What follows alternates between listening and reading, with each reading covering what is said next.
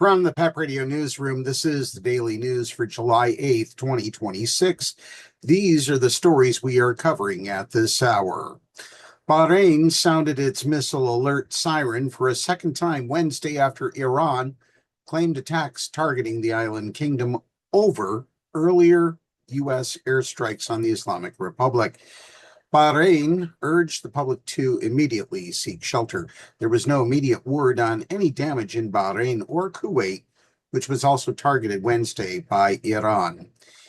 In a related story, President Donald Trump surprised NATO leaders he is meeting with in Turkey by launching a series of strikes on Iran late Tuesday and revoking a license that allowed Tehran to sell its oil on the world market, a major twist for a summit that had been aimed at showcasing how alliance members were stepping up spending on defense and focusing on support for Ukraine's war with Russia. The strikes were retaliation after 3 merchant ships were struck in the Strait of Hormuz and underscored the fragility of an interim deal to end months of fighting between the two countries. Trump launched the attack shortly after leaving a dinner hosted by Turkish President Recep Tayyip Erdogan, where the leaders of the alliance's 32 member countries had gathered ahead of Wednesday's talks meant to focus on progress made toward meeting NATO's spending targets. Trump did not directly address the strikes Tuesday night. It is rare for U.S. presidents to launch military action while outside the United States, though in 2011, former President Barack Obama authorized strikes in Libya while on a trip to Brazil. Turning to news from Kentucky, Mitch McConnell apparently has spoken to Republican leaders as speculation swirls about his health, but he still remains hospitalized. The Senate's top 2 Republicans have spoken individually. Kentucky Senator Mitch McConnell, according to aides, as the former GOP leader, remains in the hospital more than 3 weeks after being admitted for undisclosed health issues. Aides to McConnell have declined to release any information about his condition, fueling speculation about his prognosis and whether he will be healthy enough to be at the Capitol when the Senate returns to Washington next week after a 2-week recess. McConnell, age 84, is retiring at the end of his term in January.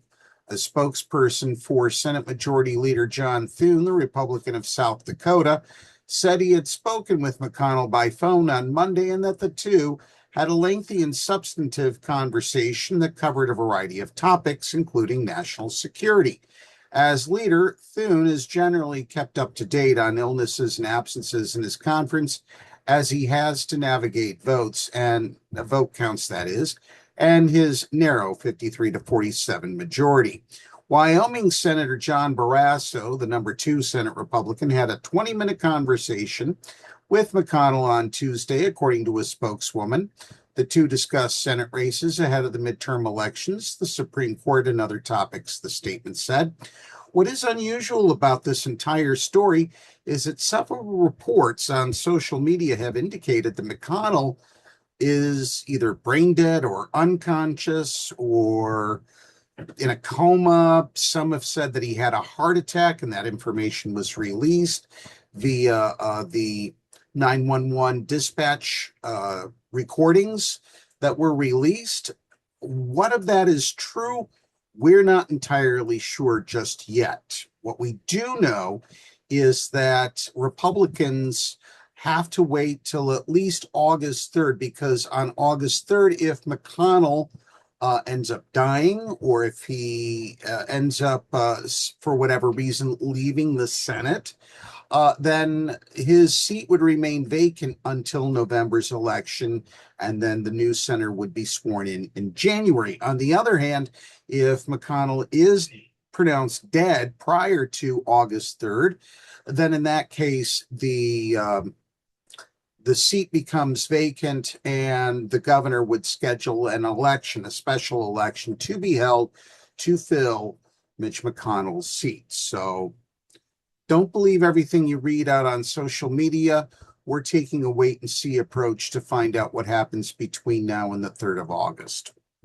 McConnell was admitted to the hospital on June 14th, according to a statement from his office that only said he was receiving excellent care. Turning to news from Pennsylvania, parents of Bucknell football player who died say they appreciate the criminal charges that have been brought against the coach. The parents of a Bucknell University football player who died after collapsing during the first day of training camp in 2024 said Tuesday they appreciated a decision by the Pennsylvania Attorney General to bring criminal charges against the strength and conditioning coach who oversaw the session. Calvin C.J. Dickey Jr. was a freshman in July 2024 when Mark Kolbus told him and other football players to do 100 up-downs, also known as burpees, along with full-body plank drills, according to the Attorney General's office. Dickey had sickle cell trait, a medical condition that can increase the risk of serious injury or death following extreme exertion.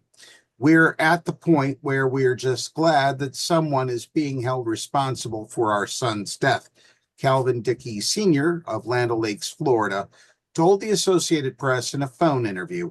We just want to see the process through, and we're going to leave it to the Attorney General to continue following the evidence. That's the news at this hour.